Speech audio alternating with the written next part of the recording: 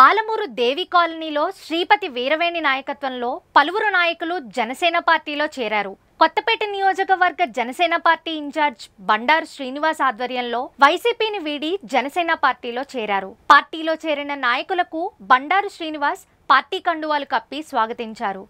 వచ్చే ఎన్నికలలో కూటమి అభ్యర్థి బండారు సత్యానందరావు విజయానికి కృషి చేయాలని బండారు శ్రీనివాస్ కోరారు. కొత్తపేట నుండి మండపేట పవన్ కళ్యాణ్ సభకు వెళ్తున్న అమలాపురం పార్లమెంట్ టీడీపీ అభ్యర్థి గంటి హరీష్ అక్కడ ఆగి జనసేన పార్టీలో చేరిన వారిని అభినందించారు.